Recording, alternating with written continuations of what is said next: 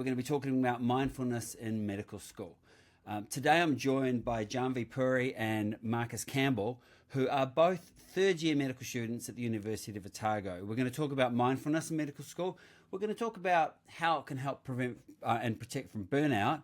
And we're going to also talk about how it sort of can help with your performance and your enjoyment. So welcome, Janvi and Marcus. Kia ora. Thank you for having us. Awesome to have you here. So today we're going to approach mindfulness from a few different angles.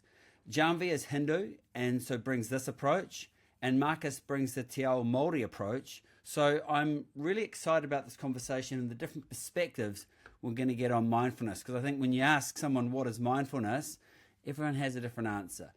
Now, we all know, and we've talked about this through the Well Doctor series in multiple situations, that burnout in doctors is a huge problem. You know, depending on where you look, it's 1 and 2, up to 2 and 3 now.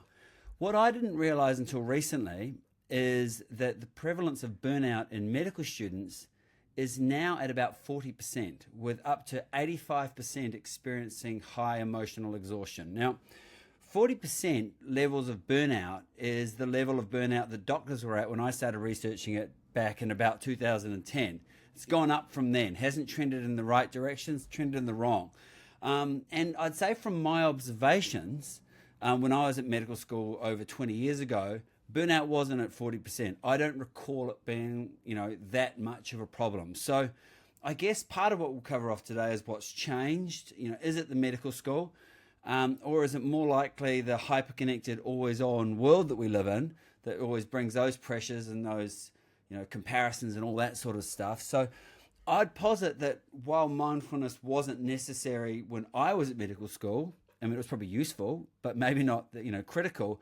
Perhaps it is actually critical now, given the levels of burnout we're seeing in medical students, given the challenges that they're facing. So clearly this is a real problem. It's a massive problem, and it's something that we're going to attempt to cover today to help address this issue to some extent. So we're going to talk about burnout. We're going to talk about burnout in medical students, and we're going to spend most of the conversation talking about mindfulness. As I said, what is it? Different definitions to different people. How can it help? And what are some of the different ways we can use to apply it? So let's get stuck into it. Burnout in medical students.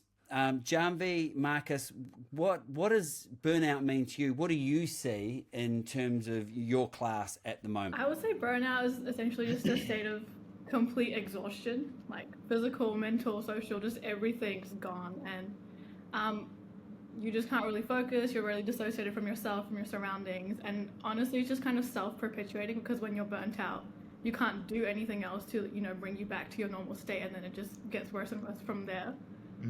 What would you say? I would definitely second that. I think that's a pretty great sort of response, but I also think this was just a complete lapse of motivation as well. Because I guess at the start of the year you're super motivated, you've had a good rest over the break, and then I guess around exam time, middle year, mid-year to end of year sort of exam type of vibes, you definitely start to lose a bit of motivation because you've done so much study throughout the entire year that everything sort of starts to accumulate and build up and build up and build up. So I mean, there's as you say, there's an accumulation.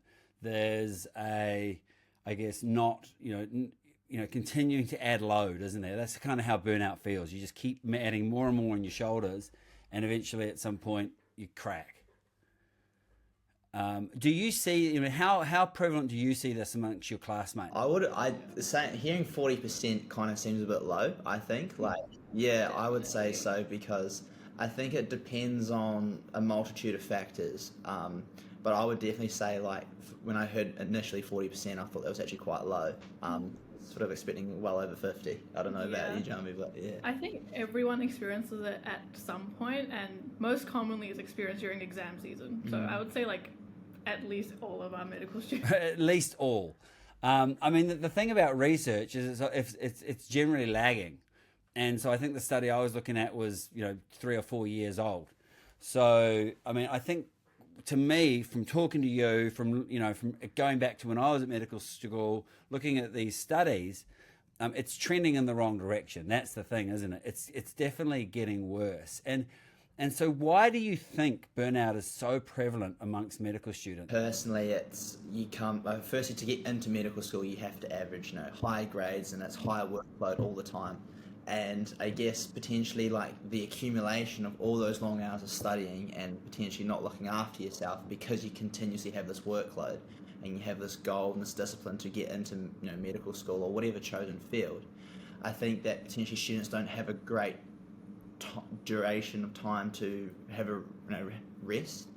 And I think also then once you get into medical school, it's content. It's like trying to drink water out of a fire hydrant. Like it's non-stop, and it's full on. And I think having certain small breaks throughout the year, like a mid-semester, mid-year break, still doesn't really help. It's not enough sometimes. And then you expect it to continuously know content all the time and understand it, even though you heard it maybe an hour ago. So it's really full on. Do you find there's a pressure with that? You say there's content's like drinking out of a fire hose, but do you find there's a pressure in that where you're consciously aware of the fact that if I don't recall this, someone might get harmed in future? Yeah, I would say with that, there's the external pressures of medical school, which is, as Marcus said, all the content and it's just an insane amount. But also then the internal pressures because, as Marcus said, you've worked so hard and you have the certain drive, determination and work ethic to get into medical school. And you want to keep that up while you're in medical school. You still want to do well and try and learn all the content. But just because of the breadth and depth of the subject, it's just not possible. So you keep trying. You have so much to learn and you want to do well. But at some point, as you said, you just crack. It's too much. Yeah, it's just human nature is to just there's so many people are so resilient, right? And they can deal with a lot of adversity or just workload and stress, but you will crack. It's just it is just normal. And I think some students, particularly myself, I felt I was constantly thinking about in the future this will work, this will come into play at some point. And I thought I don't know, the more hours I sit down studying, the better off I will be in the wards looking after that patient. So for me, I've always thought patient first, but I guess now I look retrospectively back on that, I'm well, I'm not even dealing with patients right now. It's more about, I can't heal someone if I can't sort of look after myself, you know what I mean? So you're putting both the pressures on you, learning the content, but also I should be feeling better about this.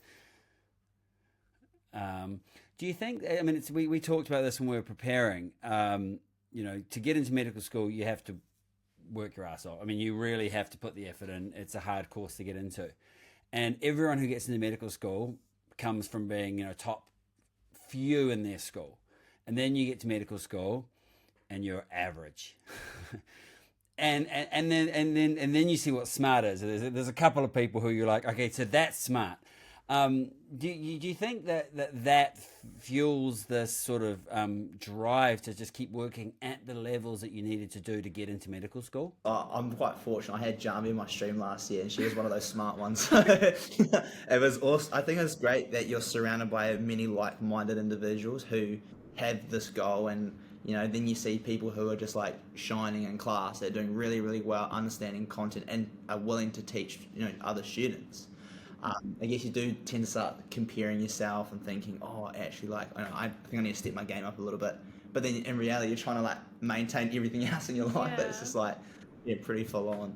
And I think it's the easiest way to go about it is to think of everyone as colleagues rather than competition, if that makes sense. So learn from each other. Your friends are your greatest support. You're all medical students together. That's a great point, Janvi, in terms of not comparing yourself against your classmates and the grades they get, but just utilize seeing your classmates as colleagues. You're all in this together. You're all going to get there in the end. That's the reality of medical school.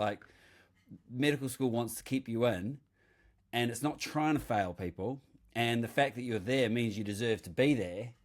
So, switching that perspective to your classmates is we're not in competition for grades, we're actually just on a journey together, we're colleagues. Yeah, and there's definitely stuff that everyone can offer everyone. We're all good at different things, so we can help each other in different ways. Also, it's a really important point, not just in medical school, but something I see in doctors, and once you actually get into the hospital environment, those who act in a collegial way are the best doctors. So using med school as a training ground to actually, if you get the opportunity to help your colleague, don't look at it as an interruption. Look at it as a chance to actually, this is one of the skills that I need as a doctor. As doctors, we all end up with training other people. We all end up working in multidisciplinary teams. As doctors, we're often the leaders of those multidisciplinary teams. And the ability to work with people, to contribute positively people, and to be an asset is just hugely important. Absolutely, I completely agree. And I think it's really important you talked about like leadership as well, Sam, because I think it's such a big thing that I think some medical students don't realise that you have to have some leadership qualities, and we all do, I think it's just about having that courage to sort of step in as that leader. And a leader doesn't just mean leading from the front, it means serving that collective as well, whether it means like you're in the middle or in the background, helping, supporting, letting other people shine. I agree, and I think I've talked about this, leadership with the doctor, and the challenges of becoming a consultant, because everyone becomes essentially a leader manager in medicine. You don't have the opportunity to just kind of tinker away on your own tools to some extent. But thinking about this, in this conversation, is leading into, I guess, what you are naturally good at from a leadership perspective. There are leaders who are teachers. There are leaders who, galvanize people in one direction. There are leaders who lead by example. There are so many different ways to do it. And I think that's part of this mindfulness conversation that we're going to get to. Is one part of mindfulness is not comparing yourself to others, but potentially learning from others. Yeah. Absolutely, yeah. Perfectly said. So let's talk about mindfulness. Very interested in both your perspectives. Let's start with what is it, and then we'll get into how it can help and how you apply it. But why don't we start with Janvi? What does it mean to you? If you ask me to define mindfulness, I guess what I'd say is it's the awareness and also the proactive engagement in your own health and well-being. So putting you first and then others around you. And I think my perception of mindfulness is deeply ingrained in my culture and my religion. So as you said before, I'm Hindu. And while I've grown up as a Hindu, it's a religion and a culture, but more importantly, it's like a way of life, where all the practices and scriptures that we learn, and we have learned for thousands of years, they all kind of point you and guide you towards this one main goal of finding happiness and peace within yourself first. And that involves taking care of your health in all the different ways and, being a good person to others. So really putting yourself first through things like praying, meditation, yoga. There are so many things you can do. But essentially, I would correlate them to being activities of mindfulness just because of the fact that they put you first. Yeah, that's kind of my main definition, but there's also definitely other things I do to help be mindful. It's not the only thing, so I do things that aren't religious per se. Thank you. And Marcus, what's your definition of mindfulness? Yeah, it's quite similar to Janvi, however, I'd probably expand on sort of appreciating when your health isn't where it potentially should be. I think it's about being accountable of your own health status, I guess you could say, and where you're currently at, and how you're thinking, your moods, your interactions with others. I think that's really important. And I guess as you said, I do come with the Te Ao Māori approach, and I think for us, coming from using that summation juries Te Whare Tapawhā model, for those who aren't too aware, that it's pretty much consists of 4 walls of a whare, like a whare nui, and it's taha tinana, so your physical, taha wairua, your spiritual, taha hinengaros, or mental, and then there's also the importance of the whenua. So whenua is land and sort of the connection between tangata, so people and the land, whenua. And I think for me, as you're talking about your own sort of mindfulness practices, for me it's always about trying to get out, touch some green, touch some grass and stuff, but also, journaling, reflecting, stuff like that.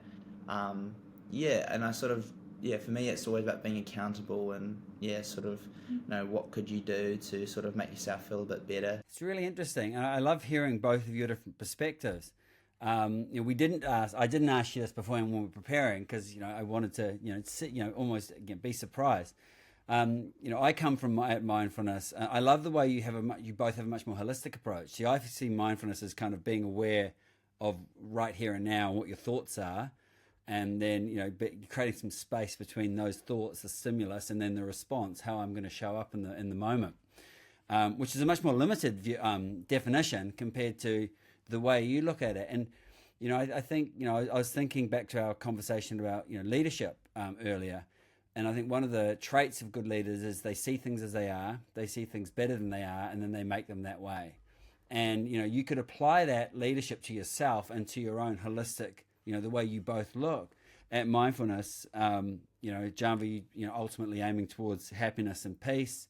Marcus talking about those four walls of the whare, and bringing that sort of that awareness to that. So how does it, I guess, how does it help? But at the same time, you may want to talk about how you actually apply it, because those things go quite hand in hand. But why don't we talk about how you apply it first, and then how it, you can touch on how it impacts. Sort of after a long week or maybe a month or so, like definitely reflecting. I just want to get everything that's in my head out on paper, because then once it's there, I can rip it, chuck it in the bin, and it's gone. It's out of my head.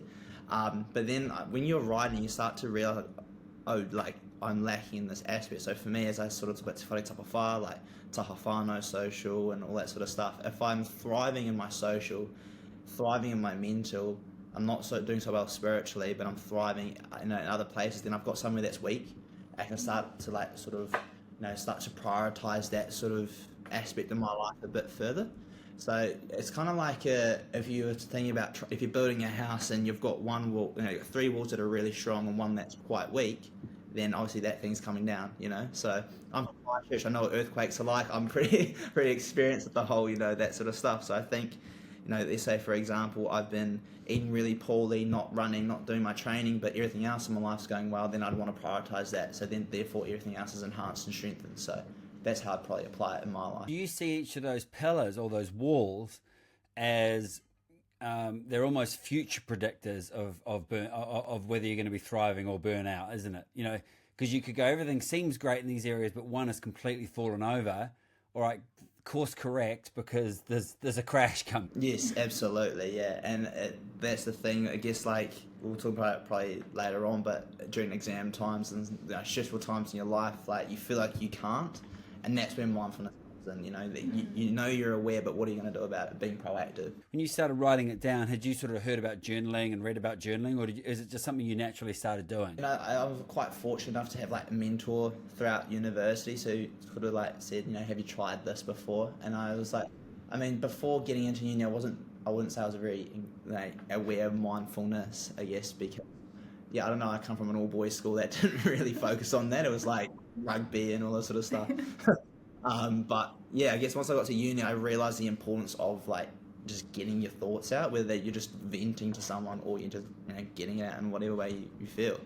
As long as you get as my mum sort of taught me about mental rent and clarity, right?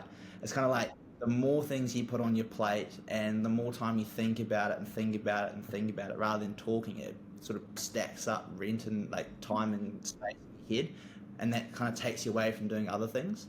So I guess with the being recommended about journaling and stuff and self-reflection, I was able to clear all that space in my head that I could have used for other things in my life at the time, and it helped a lot with school. So the journaling does two things for you. It gets it out, and it creates awareness of, here's something I could work on.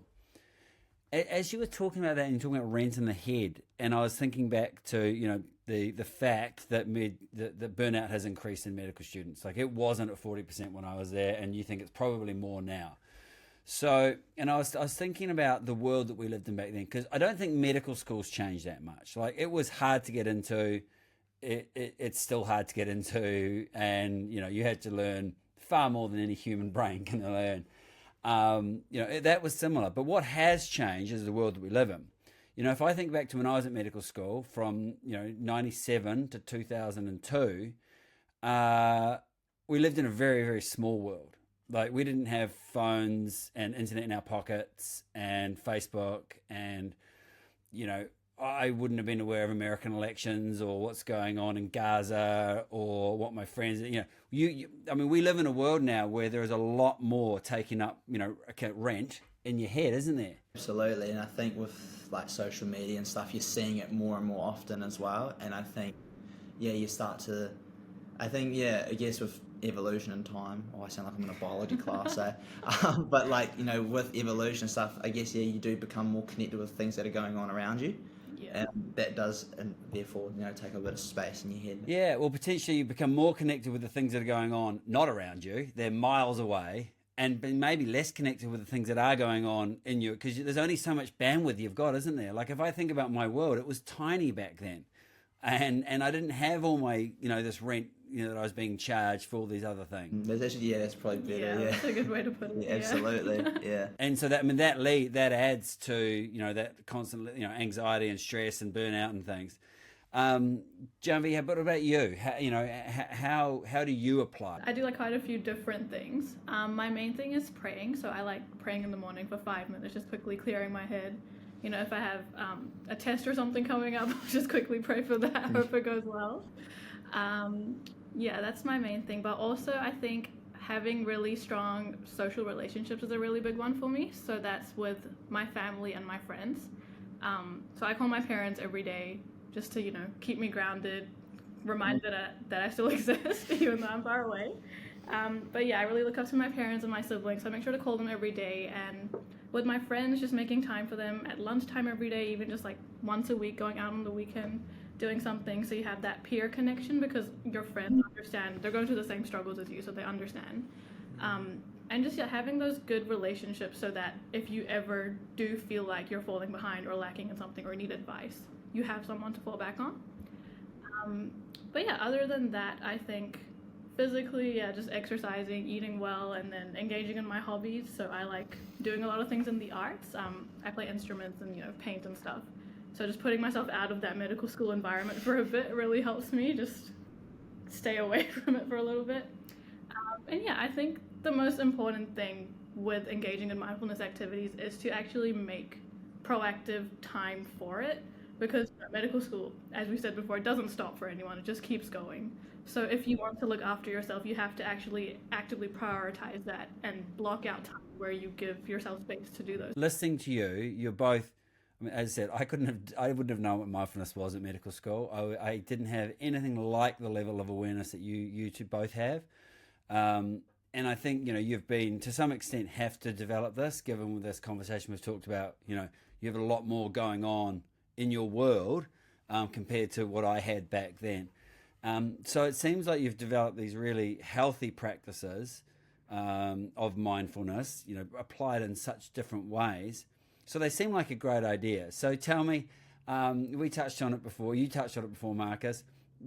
Are there, even though this seems really good for you, are there times that this has dropped off? And when that happens, what happens in those situations? And then we'll get to, and how do we course correct in the future? Well, I can testify and say yes. I'll put my hand up and say yes, it's fallen off. Yeah, a lot of times. I can just recall actually like exam time last year. Yeah. I was probably having about like 5 to 6 black coffees a day, just trying to stay up. That's not a healthy practice. Everybody out there, don't do that. I would definitely say I had a bit of a different track getting into medical school.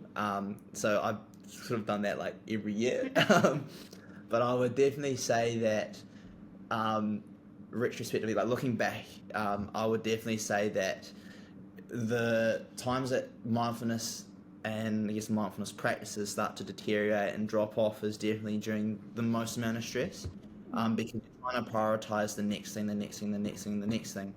And I guess like stepping into our new leadership roles that we've got within the medical school, like November to February time is sort of like, that's a very stressful time for all of us, because we've just gotten our new roles. For me, I'm very fortunate to be the president of the Otago Medical Students Association, and you have you've got 650 students and you're now responsible for in terms of looking after their welfare, and you're trying to look after your own. So I think what I did is I made sure that I didn't follow the same things I did during the previous stressful time. Like I made sure when I got up at 6 a.m. I was going for my runs, or I was going for a cycle or whatever it was, making sure I was talking to my mum about, mum's like my saviour. Mum's a lifesaver, so I made sure I talked to her a lot. I would always reflect and write down as much as I could because it's always stressful.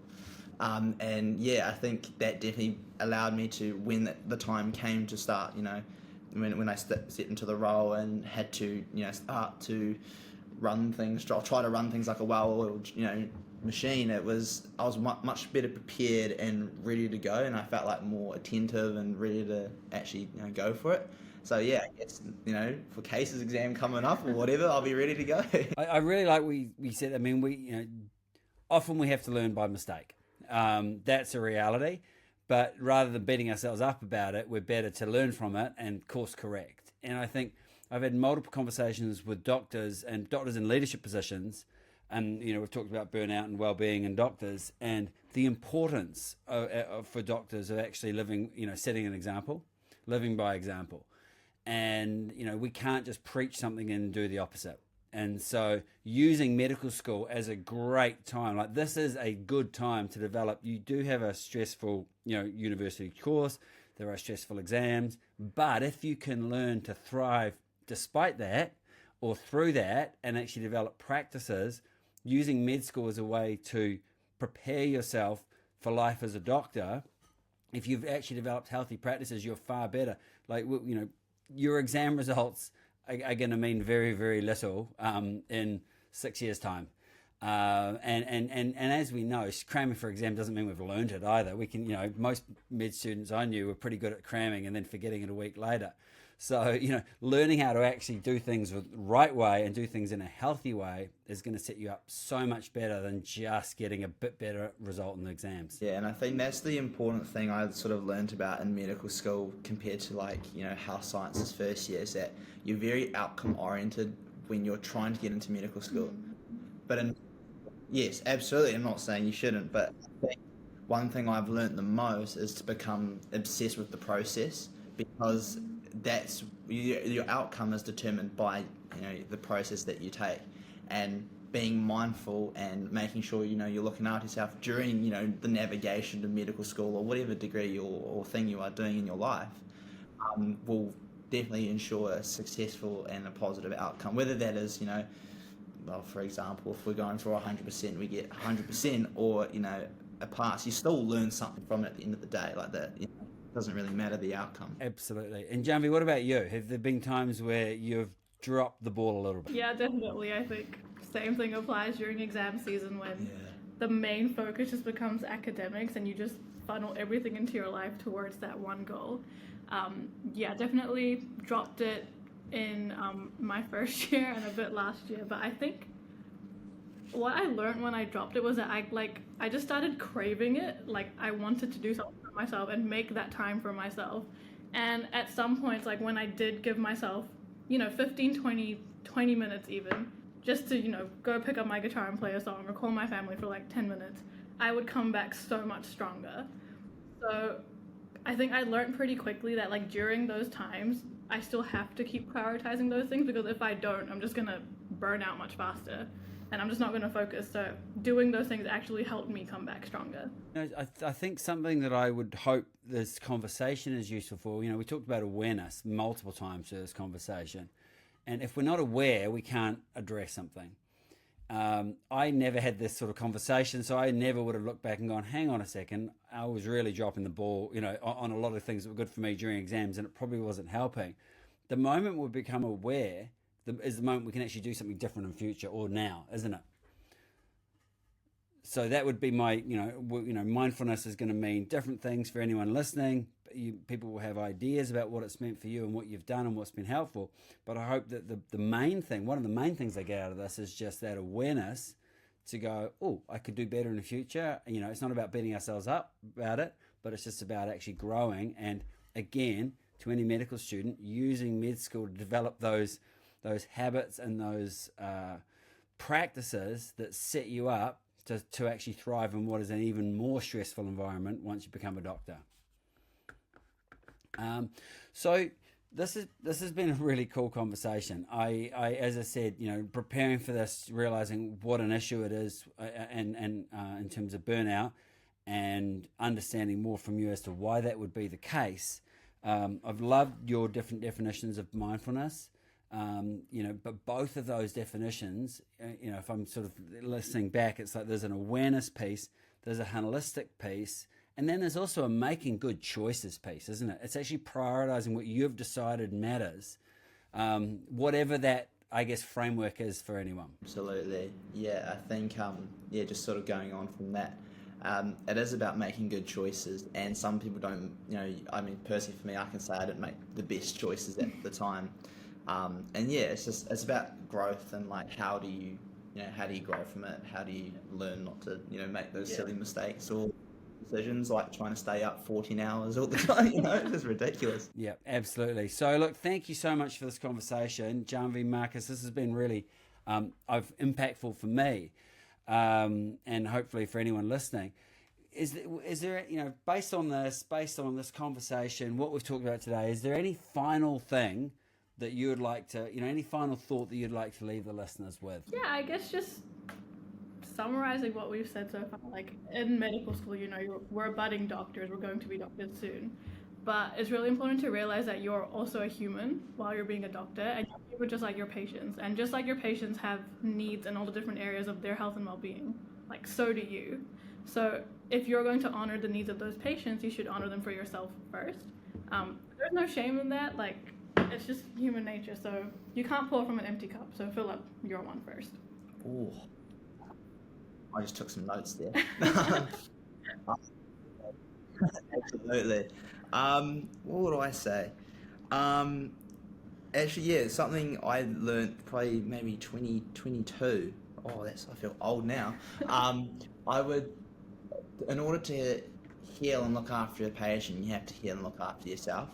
And I feel like, whether that's sleeping in and watching Netflix, or, going for a run, or going for that walk, or, getting that bagel and coffee, or whatever it is, go do it. Like, don't be scared, because one thing I've always been told is that when you're in the healthcare system, you're a small part of a big puzzle, but you're still an important part, and it's about embracing the factors that come with that. And, we all got our own sort of, we all came here with our own skills and our own learnings and experiences. And it's like, how do you take all of that and, make yourself, the best doctor or person you can be, And, that's would be my little spiel.